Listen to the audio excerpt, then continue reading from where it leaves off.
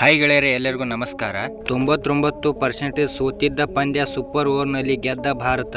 ಇಲ್ಲಿದೆ ನೋಡಿ ಸಂಪೂರ್ಣ ಹೈಲೈಟ್. ಕೊನೆಯಲ್ಲಿ ನಡೆಯಿತು ದೊಡ್ಡ ಚಮತ್ಕಾರ. ಹೀಗೆ ಇದರ ಬಗ್ಗೆ ಹೇಳುತ್ತೇನೆ. ನಮ್ಮ ವಿಡಿಯೋ ಇಷ್ಟವಾದರೆ ಲೈಕ್ ಮಾಡಿ ಮತ್ತು ಸಬ್ಸ್ಕ್ರೈಬ್ ಮಾಡಿ. ವಾಷಿಂಗ್ಟನ್ ಸುಂದರ್ 25 ರನ್ ಹಾಗೂ 2 ವಿಕೆಟ್. ಆಲ್ರೌಂಡರ್ ಪ್ರದರ್ಶನದಲ್ಲಿ ಸಹಾಯದಿಂದ ಭಾರತ ತಂಡ ಶ್ರೀಲಂಕಾ ಎದುರು ಮೂರನೇ ಹಾಗೂ T20 ಸರಣಿಯ ಕೊನೆಯ ಪಂದ್ಯವನ್ನು ಸೂಪರ್ ಓವರ್ ಮೂಲಕ ಗೆದ್ದುಕೊಂಡಿತ್ತು.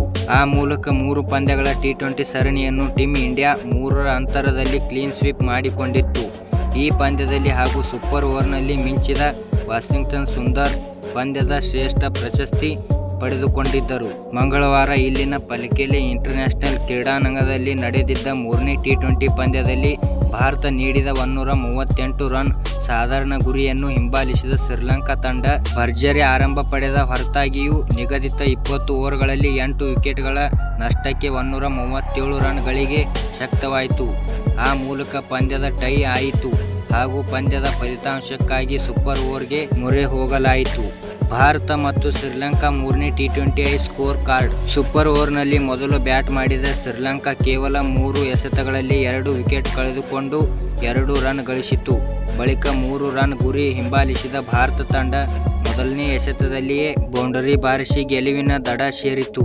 ನೂತನ ನಾಯಕನಾಗಿ ಸೂರ್ಯಕುಮಾರ್ ಯಾದವ್ ಹಾಗೂ ನೂತನ ಹೆಡ್ ಕೋಚ್ ಆಗಿ ಗೌತಮ್ ಗಂಭೀರ್ ಶುಭಾರಂಭ ಕಂಡರು. ಭರ್ಜರಿ ಆರಂಭ ಪಡೆದಿದ್ದ ಶ್ರೀಲಂಕಾ. ಗುರಿ ಹಿಂಬಾಲಿಸಿದ ಶ್ರೀಲಂಕಾ ತಂಡಕ್ಕೆ ಕುಶಾಲ್ ಮೆಂಡಿಸ್ ಹಾಗೂ ಬತುಮ್ ನಿಶಾಂಕ್ ಜೋಡಿ ಮುರಿಯದ ಮೊದಲನೇ ವಿಕೆಟ್ 58 ರನ್ಗಳ ಕಲೆ ಹಾಕಿ ಭರ್ಜರಿ ಆರಂಭ ತಂದುಕೊಟ್ಟರು. ಬತುಮ್ ನಿಶಾಂಕ 26 ರನ್ ಗಳಿಸಿ ರವಿ ಬಿಷ್ಣೋಯಿಗೆ ವಿಕೆಟ್ ಒಪ್ಪಿಸಿದರು.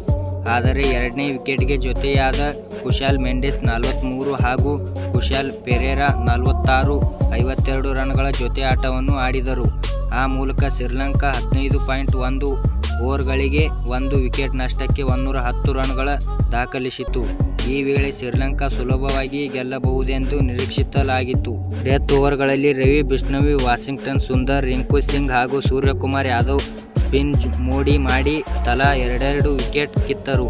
ಕೇವಲ 27 ರನ್ಗಳ ಅಂತರದಲ್ಲಿ ಶ್ರೀಲಂಕಾ ತಂಡ 7 ವಿಕೆಟ್ಗಳ ಕಳೆದುಕೊಂಡಿತ್ತು.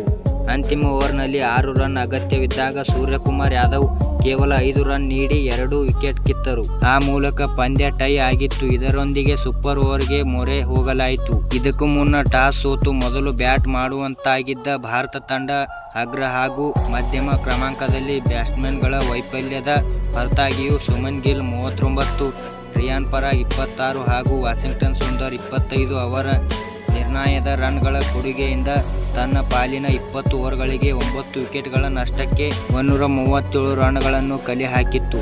ಆ ಮೂಲಕ ಎದುರಾಳಿ ಶ್ರೀಲಂಕಾ ತಂಡಕ್ಕೆ 138 ರನ್ಗಳ ಸಾಧಾರಣ ಗುರಿ ನೀಡಿತು. ಮಳೆಯ ಕಾರಣ ಈ ಪಂದ್ಯವನ್ನು ನಿಗದಿತ ಸಮಯದಲ್ಲಿ ಆರಂಭಿಸಲು ಸಾಧ್ಯವಾಗಲಿಲ್ಲ ಹಾಗೂ ಬ್ಯಾಟಿಂಗ್ಗೆ ಈ ಪಿಚ್ ಕಠಿಣವಾಗಿತ್ತು.